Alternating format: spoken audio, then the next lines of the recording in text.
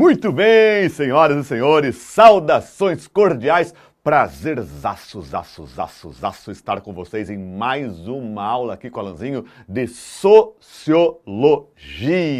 E hoje eu trago um tema delicioso, bom pra caramba de falar. Polêmico, mas muito bom de falar. E porque polêmica é bom, né? Polêmica é bom, polêmica todo mundo gosta, polêmica é viral. Polêmica é viral, né? Então hoje é o dia.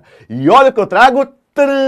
Cidadania no Brasil e o Estado brasileiro. Percebeu que vem chumbo grosso, né?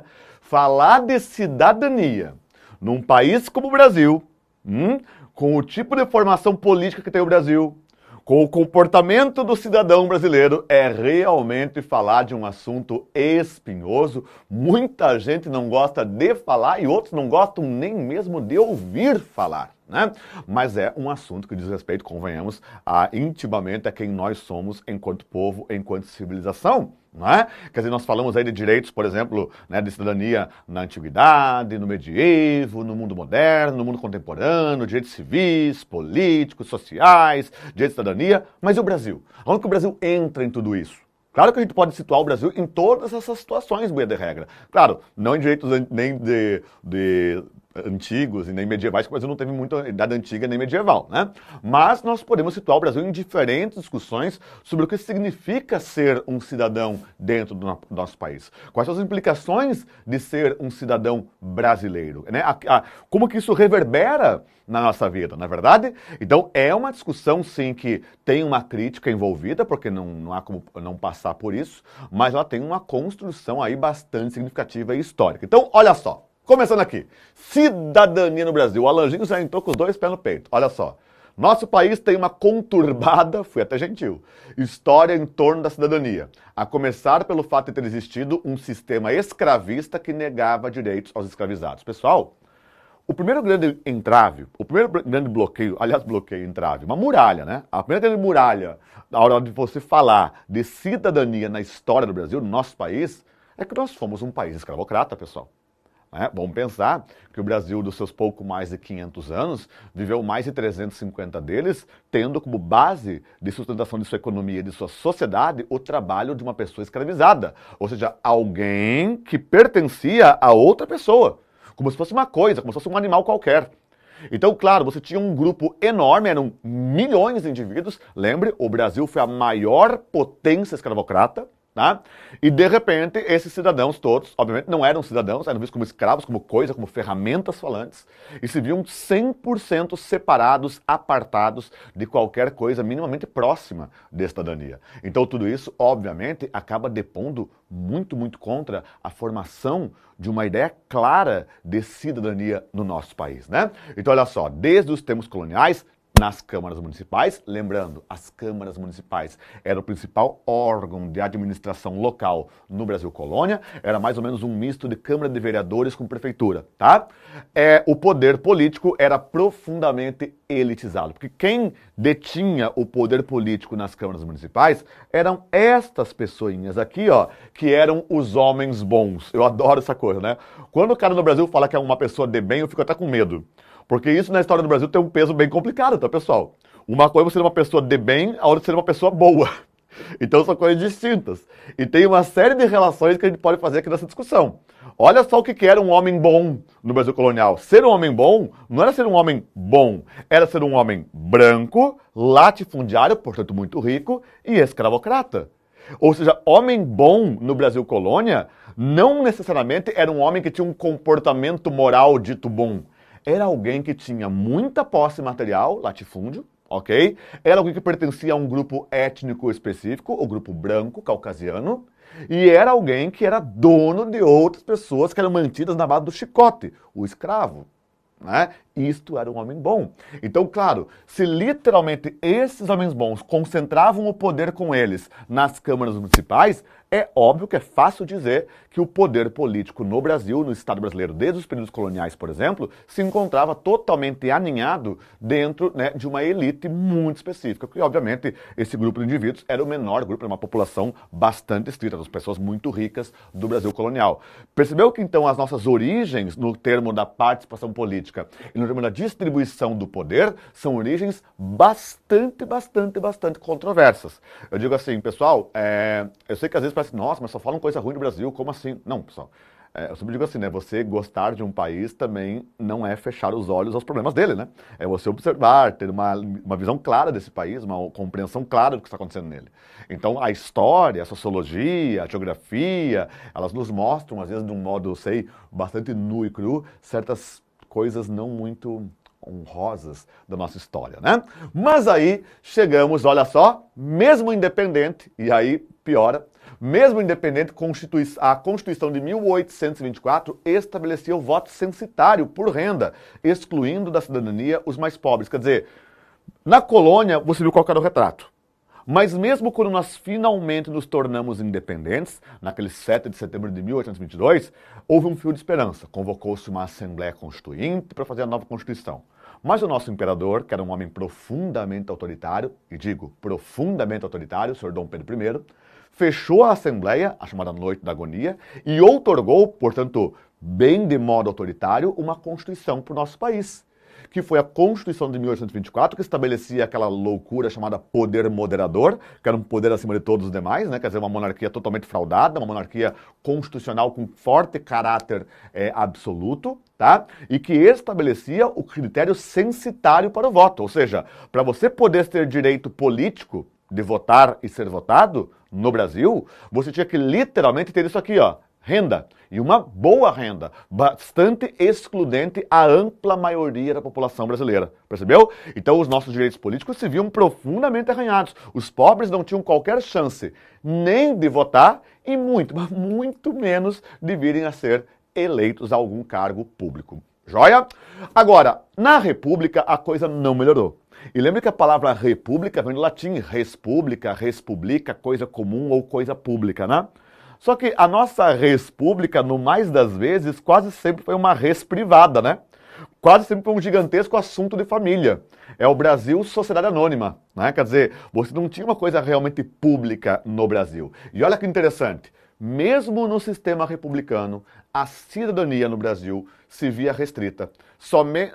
Some-se ao fato que a República nasceu autoritária, sob o comando de dois marechais, Deodoro e Floriano. Pessoal, vamos entender uma coisa sobre o nosso país? Vamos entender? Olha só, o Brasil tem um amor por questões autoritárias. Nós somos um povo bastante autoritário.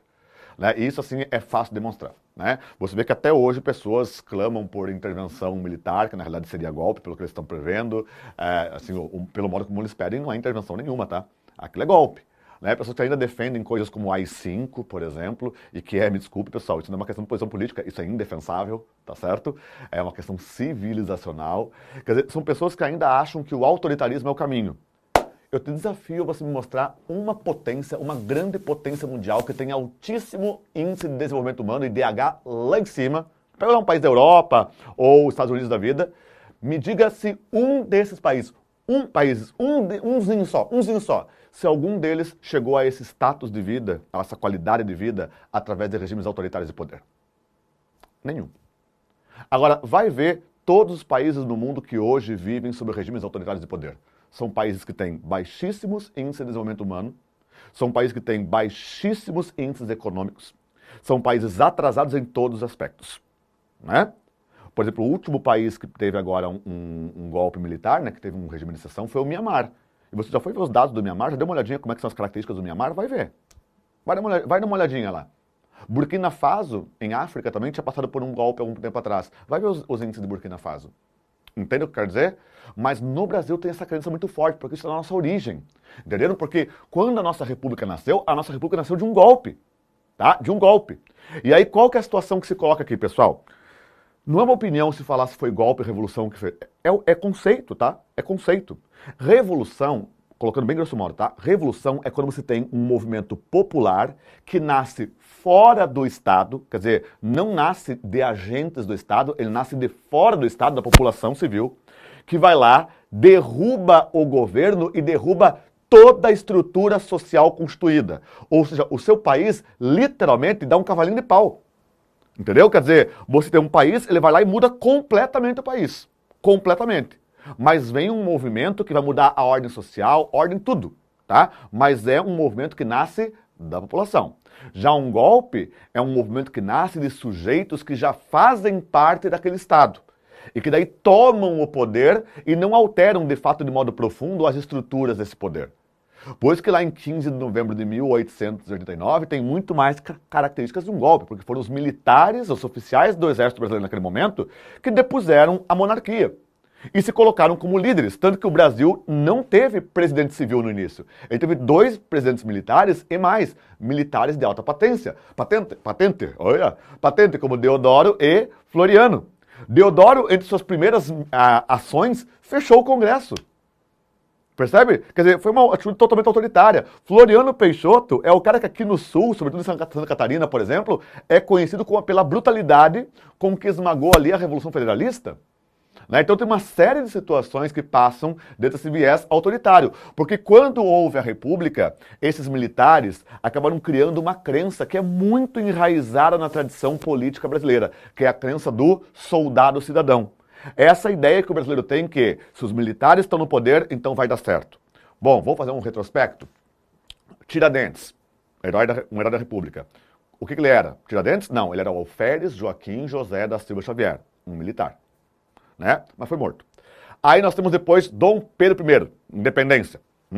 Dom Pedro I, lembra? Ele fez o Grito de Ipiranga usando uma farda, junto com a elite do exército imperial, que era quem? Os dragões da independência.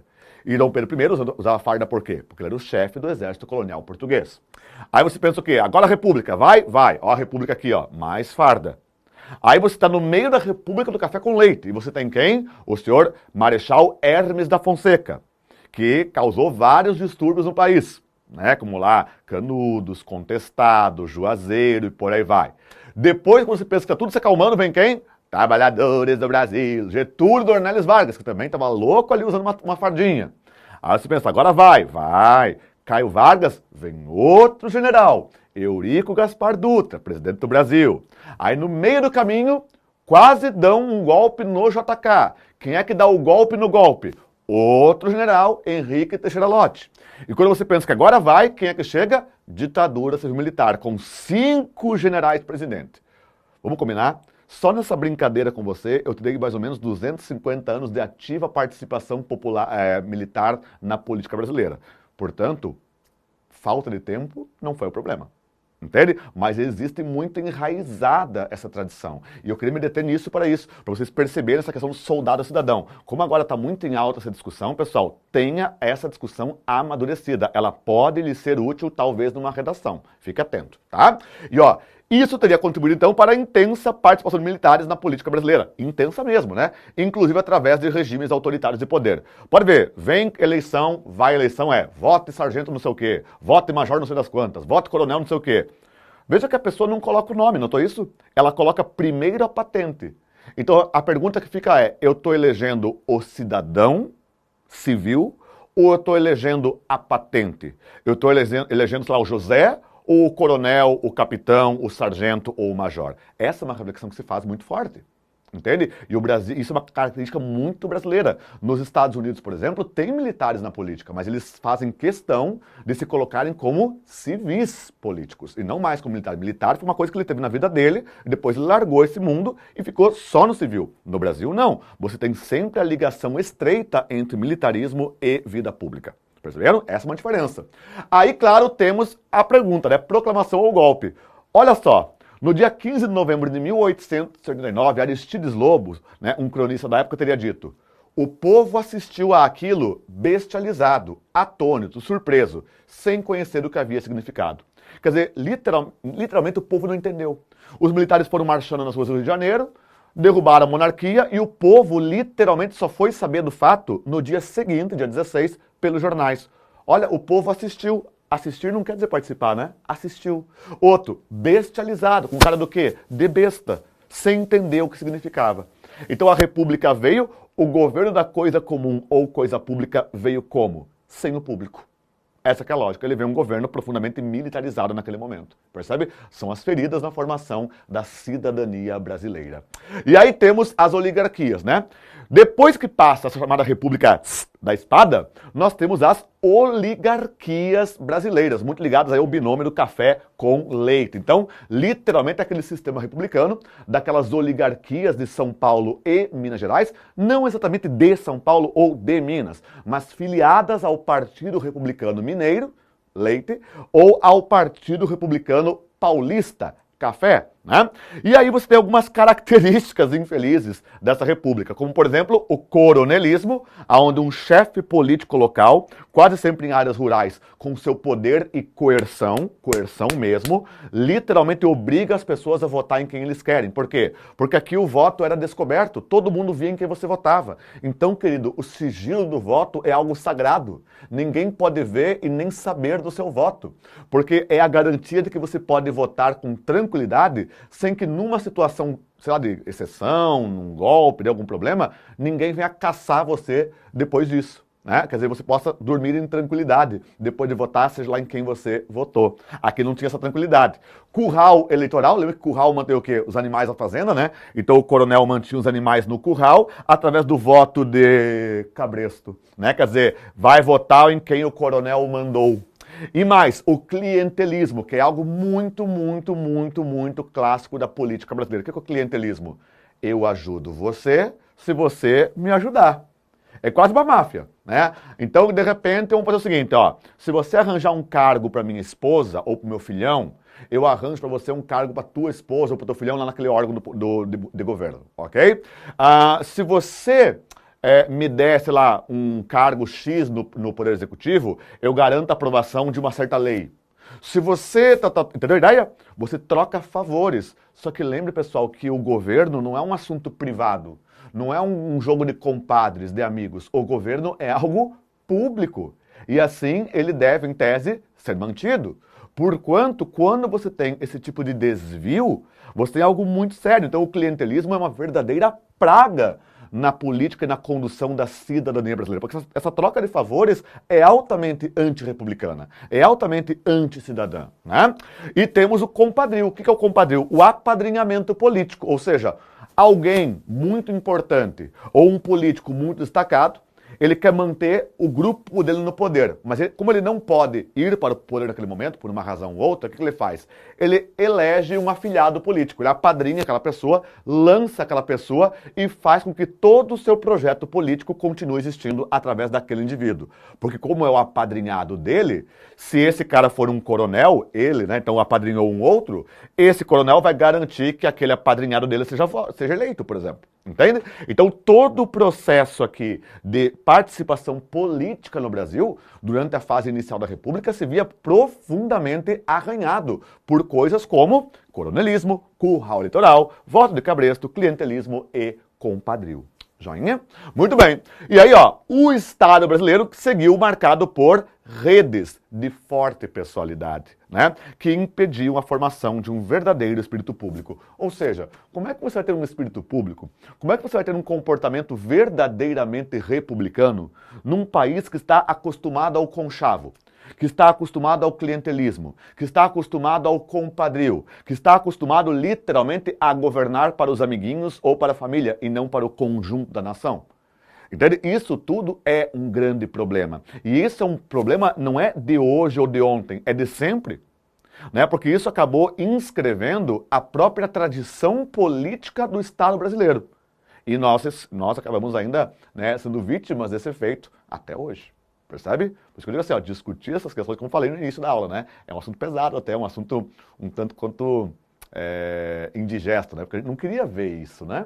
Mas é o que é, né? É como diz lá no Alta Compadecida, né? Não sei, só sei que foi assim, não é? Adoro aquela obra, inclusive.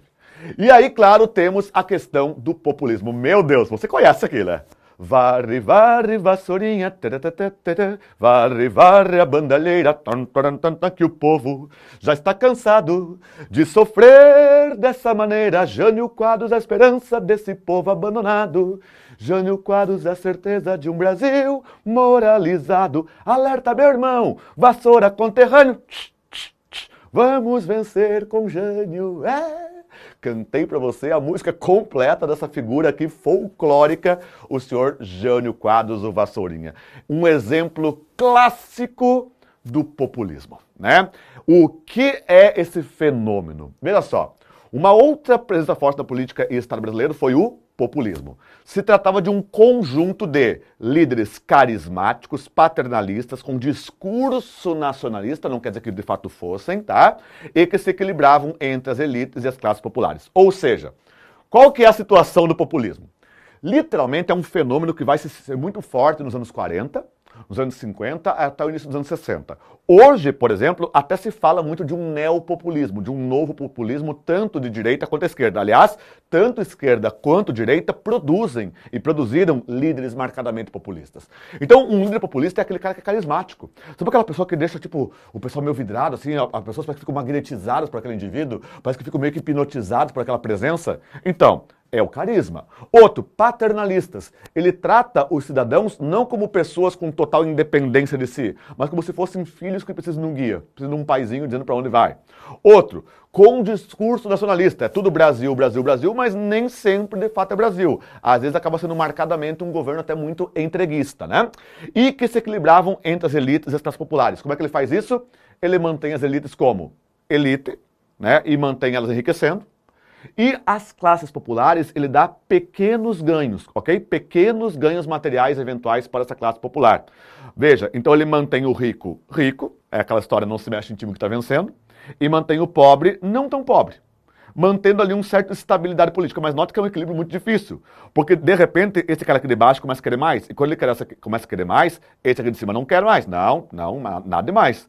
E aí começa a briga, e de repente, pum, cai o líder. Percebe? Então tem todo um processo. Tanto que no Brasil, por exemplo, a chamada crise do populismo, nos anos 60, levaria o Brasil aos 21 anos de ditadura civil-militar, né? Então, quer dizer, esse processo todo aqui, ele é um processo bastante instável. A gente pega ali a República Populista, né, como aquele período que vai de 1946, governo Dutra, até 1964, João Goulart, quando veio o golpe. Né? É a República Populista, ou República Liberal, ou República Democrática, né? É uma fase, tá? Mas logo depois da crise do populismo, eu tenho justamente a fase do autoritarismo. E o Brasil tem longeva história de autoritarismos. Pessoal, se liga, tá? Olha só, República da Espada, 1894, Deodoro e Floriano.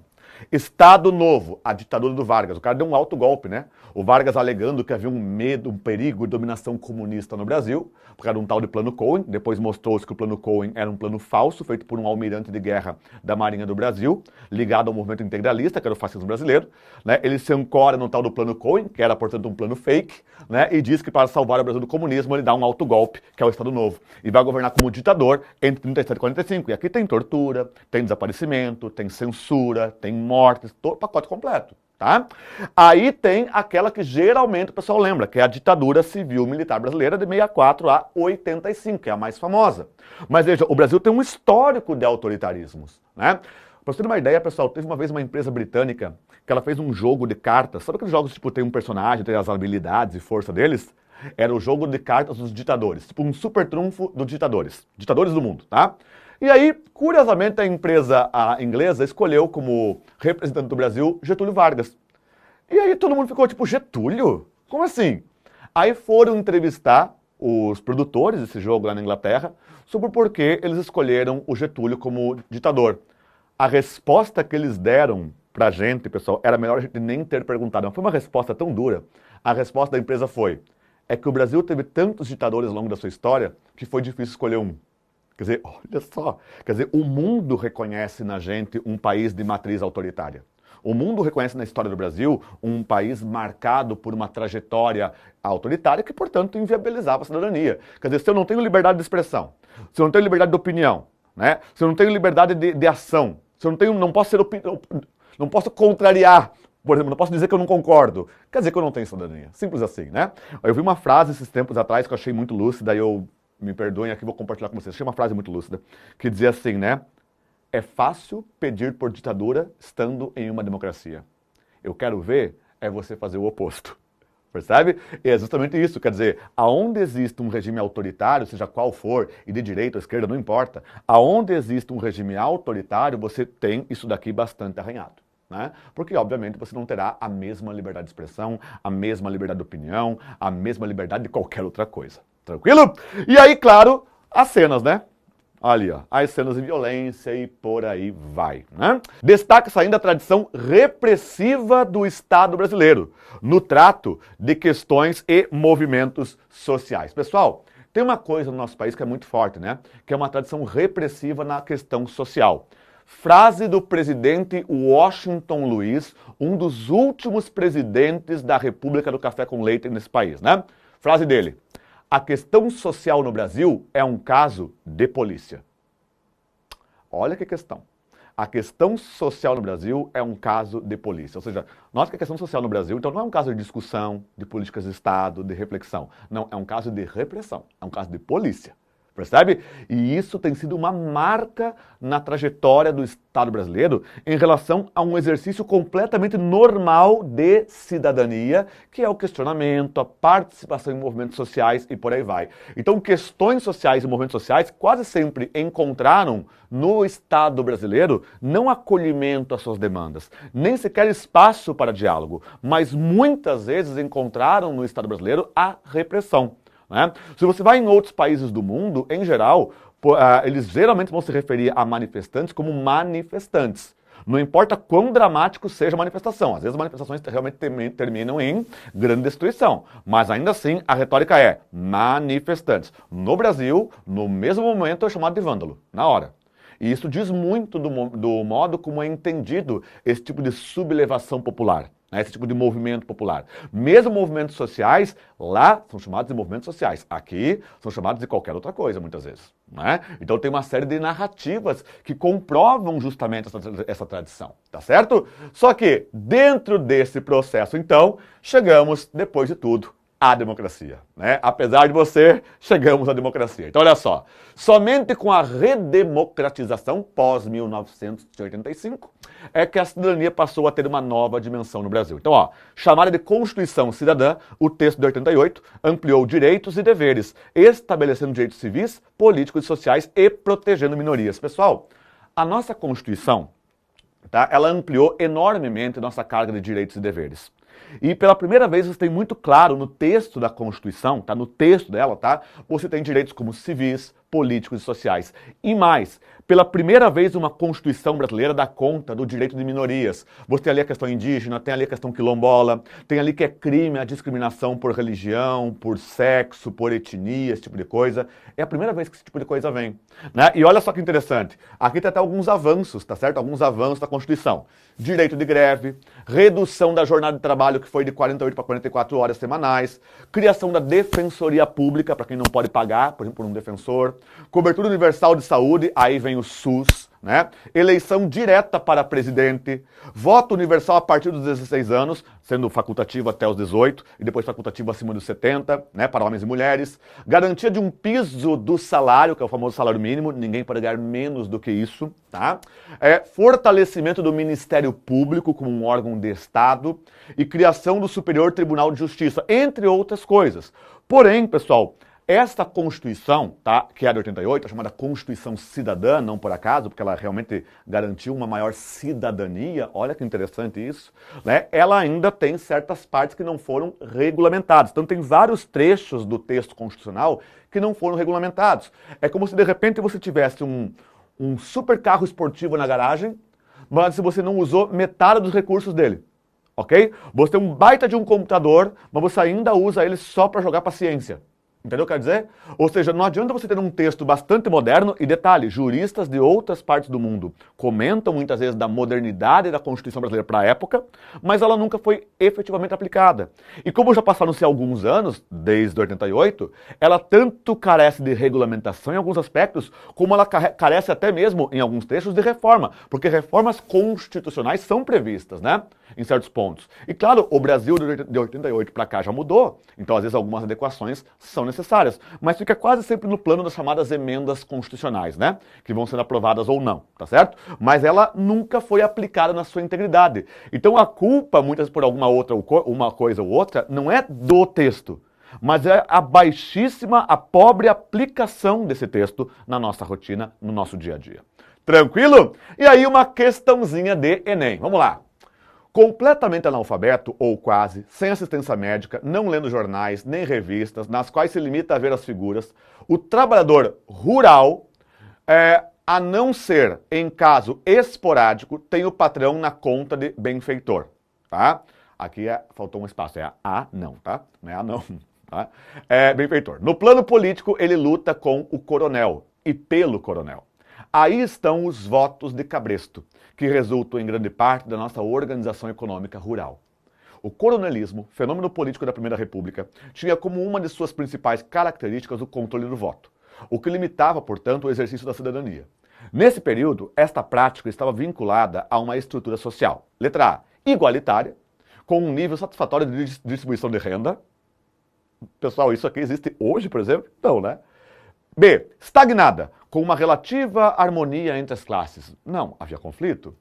C, tradicional, com a manutenção da escravidão nos engenhos como forma produtiva típica. Não, escravidão na República? Não, né? A escravidão acabou em 13 de maio de 1888, no penúltimo ano do Império.